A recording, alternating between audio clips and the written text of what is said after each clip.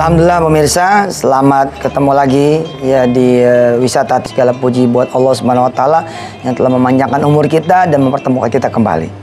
Kemarin ya ada yang bertanya kepada saya, Ustadz kalau pengen punya rumah gimana? Doanya seperti apa? Nah ini dia saya bilang, kalau nggak tahu doa pakai bahasa Arab, ya, udah pakai bahasa Indonesia aja. Tinggal perhatikan adabnya, tinggal perhatikan kemudian wasilahnya. Betul. Baik, sebentar Ustadz ya, sebelum nanti antum terusin tentang puasa. Antum mau bahas apa hari ini? Bahas tentang hal-hal yang dapat membatalkan puasa. Membahas hal-hal yang dapat membatalkan puasa. Baik, taib. Nih, saya nyelang sebentar Ustadz. Ini penting ini. Yang ini kan doa untuk bisa ke tanah suci saban tahun, ya. Allahumma rzuqna ziyarata baitikal mu'azzam wa rasulikal mukarram fi hadzal am wa fi kulli am bi ahsanil hal. Atau yang paling singkatnya saya bilang kemarin, Allahumma rzuqna ziyaratal haramaini syarifain. Atau bahasa Indonesia. Nah, ini perhatikan nih. Strukturnya begini. Kalau saya boleh gambarin di sini. Ya. Pemirsa, perhatikan strukturnya. Pertama, salawat. Ya bolehlah bismillah kalau emang mau pakai bismillah. Ya, supaya tambah barokah. Antar dulu nih doanya. Bismillah, salawat, hamdalah, istighfar. Nah, habis itu body content. Body content ya. Dari apa? Dia dari doa. Tutup lagi sama apa? Salawat, hamdalah, istighfar. Ya. Al-Fatihah. Iya boleh. Al-Fatihah. Salawat, hamdalah, istighfar ya. Ya bolehlah Al-Fatihah.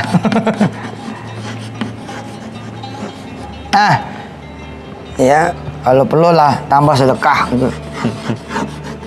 Itu sangat perlu, Ustaz. Nah, bukan perlu lagi. Jadi di body content ini saudara bebas nih mau apa aja judulnya. Kalau emang nggak bisa bahasa Indonesia, nggak bisa bahasa Arab, ente bebas. Umpama orang nggak punya rumah, body contennya ya rumah. Ini dulu nih, bismillahirrahmanirrahim. Allahumma sholli ala sayyidina Muhammad wa ala sayyidina Muhammad walhamdulillahirabbil alamin. Nastaghfirullahalazim wa natubu ilaih. Baru kemudian, ya Allah, saya pengen punya rumah. Rumah yang ada ya Allah, kontrak juga kontrak yang murahan yang 90.000 sebulan. Masih ada Ustaz 90.000 sebulan. Ada tahu? Paginya tukang bubur keluar, tukang nasi goreng masuk. Yang begitu. Masih banyak di Jakarta. Nanti malam tukang nasi goreng keluar, tukang bubur masuk. Sebenarnya sebulan itu 180.000. Tapi dibagi dua, 90. Itu ada loh. Nah, orang yang begini ini pemirsa wajib doa. Nah, kalau dia nggak paham doa pakai bahasa Arabnya, ya bahasa Indonesia aja. Nah, kalau pengen punya jodoh gimana? Ganti sama jodoh. Ini baca dulu nih. Bismillahirrahmanirrahim. Allahumma sholli ala sayyidina Muhammad wa ala ali sayyidina Muhammad walhamdulillahirabbil alamin. Nastaghfirullahalazim wa natubu ilaih. Ya Allah, umur 37. Belum ada jodoh, yang lain punya anak, saya belum. Bagaimana nih ceritanya? Ya Allah, mukanya begini. Ya, kerjaannya udah ada. Kok nggak bisa? Kasih dong saya jodoh yang bagus, yang soleh, yang hafal Quran, yang bisa nikahin saya tahun ini juga, yang duitnya banyak. Nah, kemudian tutup lagi sama apa? Sama salawat, hamdalah, istighfar. Ya, Ustadz Ibnu Syam bilang tambahin Al-Fatihah sama sedekah. Cari amalan-amalan nanti yang mendorong ini doa. Ya, cari kemudian amalan pendorong untuk ngamalin ini doa. Subhanallah. Ya. Cukup ya. Jadi pemirsa, di segmen 1 ini nggak ada lagi pertanyaan, Ustaz. Kalau saya pengen banyak duit gimana? Begini. Gini, ganti ininya dengan banyak duit. Tapi kan ente nggak sopan dong. Tiba-tiba langsung pasang sejadah langsung begini. Duit habis nih. Turunin deh. 1 juta gitu. Ya elah, ada prolog dulu kali. Ada prolog dulu gitu. Kalau bisa ini diterjemahin. Ya Ustadz Ibnu Syam, kalau saya demen ini dia terjemahin. Dia terjemahin tuh begini.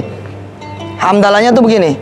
Alhamdulillah sih ya Allah, emang sih duit nggak ada, tapi makanan ada. Cuman kan enak nih kalau makanan ada, duit ada gitu. Godain Allah. Doa tuh cakep. Terus istighfar. Kita jangan cuma astagfirullahaladzim. Kalau emang kita nggak terlalu paham banget istighfar, kadang kita kurang ininya. Kita kurang apa zuknya. Kurang rasa. Kalau perlu istighfarnya yang benar.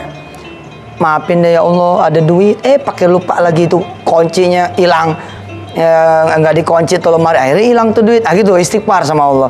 Semalam pakai cerita kesiangan lagi, apa sholat subuhnya tadi pagi, gitu. Baru kemudian masuk ke body content doa.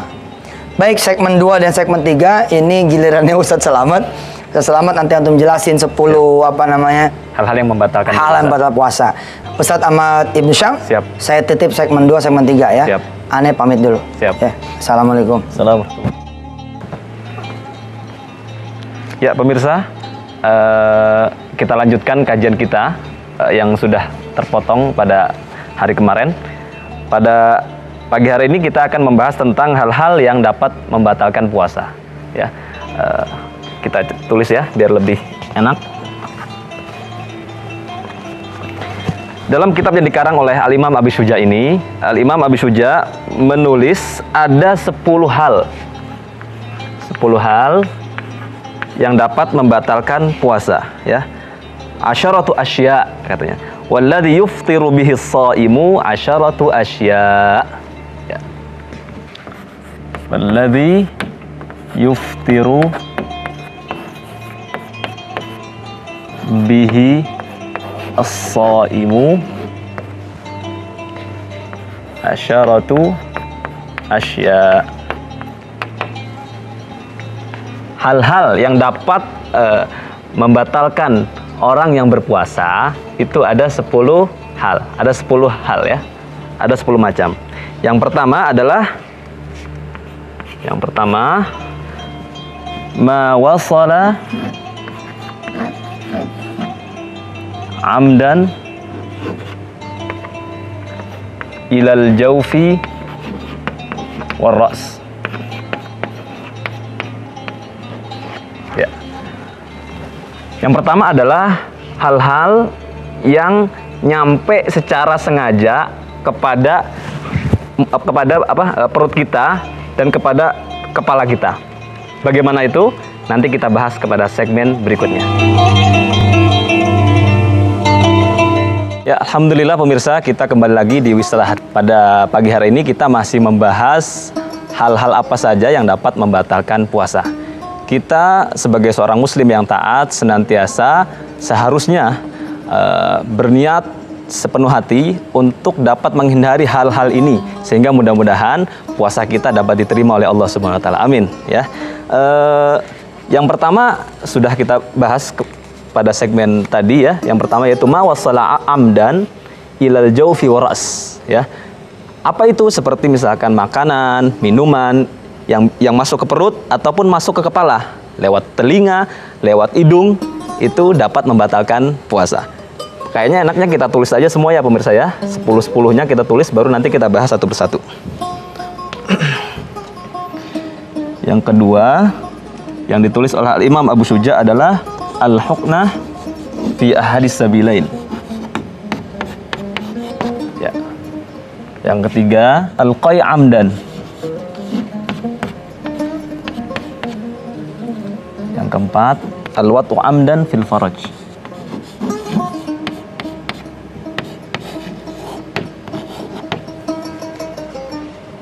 Yang kelima al-inzal an mubasyarah.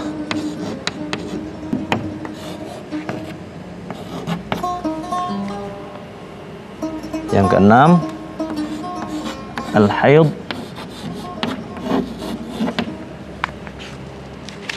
Yang ketujuh an-nifas.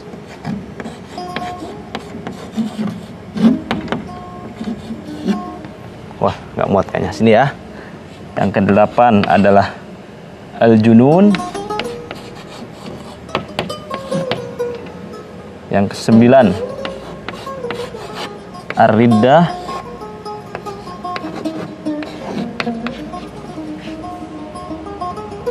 Nah, berarti ini yang al-jauf, ar-ra's dan jauf ini yang pertama dan yang kedua ya. Tadi salah menulis tadi, harusnya ini yang pertama, ini yang kedua, war-ra's ini. Jadi semuanya 10. Baik, kita jelaskan hal-hal yang dapat membatalkan puasa ya. Yang pertama adalah ada hal-hal yang masuk kepada perut kita dan kepada kepala kita dengan sengaja. Artinya apa? Kalau itu tidak sengaja, itu tidak membatalkan puasa ya. Seperti makan atau minum, tapi kita lupa. Maka itu masuk dalam hadis Rufi al-qalam anis tsalas yang telah kita jelaskan pada episode yang lalu ya. Yang kedua adalah masuknya sesuatu pada depan dan belakang ya, qubul atau mendubur. Itu juga dapat membatalkan puasa. Selanjutnya adalah al-qai amdan. Al-qai amdan yaitu muntah dengan sengaja ya. Ini amdan ini jadi catatan bahwa ketika muntah itu tidak sengaja, maka itu tidak membatalkan puasa ya. Yang keempat, al-wat'u amdan fil faraj ya. Berhubungan badan ya, berhubungan badan suami istri dengan sengaja di mana? Di al-qubul ya, di al-qubul. Selanjutnya adalah al-inzal an mubasyarah. Al-inzal al-mubasyarah itu adalah ketika keluar cairan atau keluar mani ya dengan cara mubasyarah, dengan cara sengaja, dengan cara langsung. Ini bisa jadi apa namanya?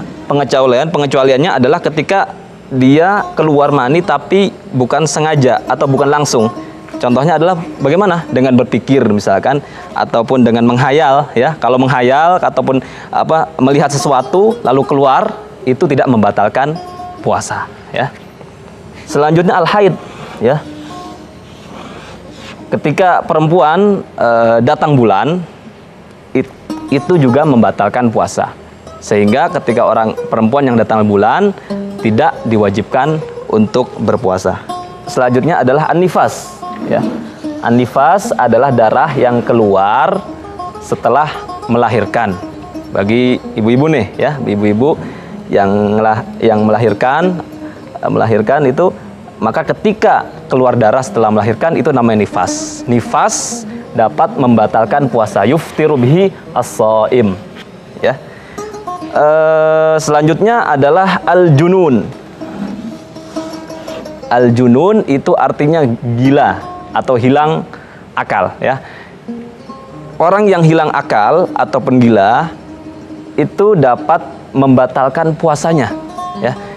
Contoh nih, kalau malam misalkan dia sudah niat, tahu-tahu pagi dia puasa, siangnya dia hilang akal. Nah, ketika hilang akal, maka hal itu dapat membatalkan puasanya ya. Selanjutnya adalah ar-riddah. Ar-riddah itu artinya adalah keluar daripada agama Islam ataupun murtad. Baik pemirsa, kita sudah belajar 10 hal yang dapat membatalkan puasa ya. Tadi 10 hal sudah kita sebutkan. Mudah-mudahan kita dapat menjaga puasa kita sehingga puasa kita tidak batal. Kita termasuk orang-orang yang dapat menjaga puasa kita, termasuk kecuali haid ataupun nifas. Kalau haid ataupun nifas ini mau tidak mau batal ya untuk kaum perempuan. Tapi yang lain kita usahakan, mudah-mudahan kita semuanya dapat bisa menjaga dari 10 hal ini ataupun dari 8 hal ini sehingga puasa kita dapat diterima oleh Allah Subhanahu wa taala. Ya, selanjutnya yang mau lewat silakan.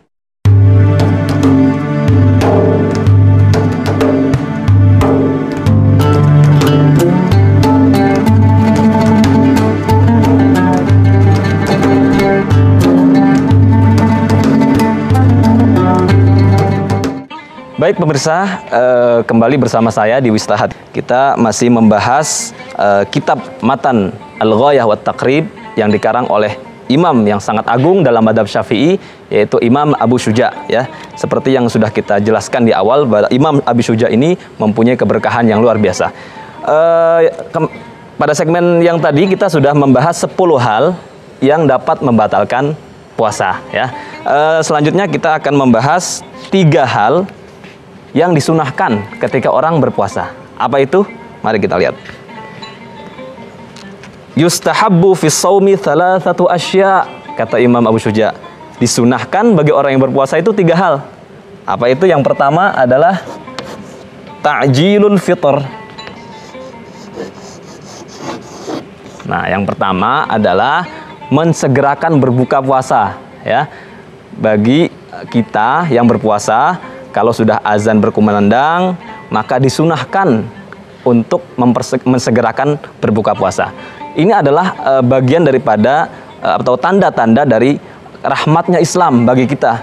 Kita sudah berpuasa seharian penuh, maka ketika kita berbuka puasa dengan cepat, itu pun mempunyai nilai plus yang dicatat oleh Allah Subhanahu wa taala. Yang kedua adalah ta'khiru as-suhur. Ta'khiru as-suhur.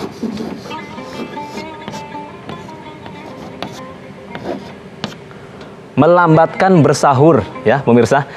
Jadi kalau dalam buka puasa kita disunahkan mempercepat, kalau dalam sahur kita disunahkan untuk memperlambat, ya. Jadi memperlambat sahur ini juga merupakan hal-hal yang disunahkan dalam berpuasa. Ini juga tanda daripada Islam itu rahmat sekali. Islam itu sangat menyayangi kita. Islam itu tahu kondisi kita. Ketika kita berpuasa seharian penuh, ketika kita lapar, maka ketika kita mempercepat berbuka dan mengakhiri sahur kita, itu pun dapat sunnah dan nilai plus dari Allah Subhanahu wa taala, ya, subhanallah. Yang terakhir adalah tarkul hajri minal kalami. Tarkul hajri minal kalami. Ya, tarkul hajri minal kalami. Di sini diberikan catatan ataupun footnote oleh yang menulis footnote sini. Ai al kalam al fahish wal badhi yata'akkad tarku dzalika fi haqqihi liqaulihi sallallahu alaihi wasallam man lam yada' qaulaz zuri wal amal bihi falaysa lillahi hajah fi an yada' ta'amahu wa syarabahu. Apa maksudnya tarkul hajri minal kalam? Yaitu meninggalkan perkataan-perkataan yang tidak bermanfaat, ya pemirsa, ya. Orang yang berpuasa hendaknya meninggalkan perkataan-perkataan yang tidak baik, ya. Karena tadi disebutkan hadisnya, barang siapa yang tidak meninggalkan perkataan bohong atau perkataan yang buruk, maka Allah tidak membutuhkan puasanya. Naudzubillah min dzalik. Kita sudah capek-capek menahan lapar, menahan haus, tahu-tahu puasa kita tidak terima. Naudzubillah min dzalik. Ya, mudah-mudahan kita bukan hanya orang yang dapat melakukan puasa, tapi kita dapat melaksanakan puasa yang berkualitas. Bagaimana? Yaitu salah satunya dengan melaksanakan sunnah-sunnahnya, ya. Sunnah-sunnahnya puasa. Tadi sudah kita jelaskan, yang pertama ta'jilus fitr, ta'khirus suhur, yang ketiga tarkul hajri minal kalami, ya. Mudah-mudahan pemirsa semua dapat bisa mencatatnya di rumah, ya, sehingga nanti mudah-mudahan dapat dipraktekkan oleh diri kita semuanya, oleh keluarga kita, oleh anak cucu kita, dapat kita ajarkan ini. Ini pelajaran mahal ini pemirsa, ya, pelajaran mahal, ya, pelajaran mahal. Mudah-mudahan ini dapat mengantarkan kita semuanya termasuk golongan orang-orang yang dapat mendapatkan surga Ar-Rayyan, surga bagi orang-orang yang berpuasa. Baik, di akhir segmen ini mari kita sama-sama berdoa. Mudah-mudahan kita termasuk orang-orang yang diterima puasanya. Mudah-mudahan kita termasuk orang yang menjaga bukan hanya dari makanan dan minuman, tapi dapat menjaga mulut kita dari perkataan yang buruk, menjaga hati kita dari prasangka yang buruk, sehingga mudah-mudahan kita termasuk hamba-hamba Allah yang dicintainya. Amin. Allahumma ja'alna min ibadikas salihin alladzina ardaitahum wa radita anhum walladzina ahbabtahum fahabbuk ma'al afiyati tammati wa raghadil 'aishi wa dunabtila wa sallallahu ala sayyidina Muhammadin wa ala alihi wa sahbihi wa barik wa sallim walhamdulillahi rabbil alamin. Sekian pemirsa, insyaallah besok kita akan jumpa lagi di Wisata Hati. Saya tidak sendiri, insyaallah saya akan ditemani kembali oleh Ustadz Yusuf Mansur. Sekian, assalamualaikum warahmatullahi wabarakatuh.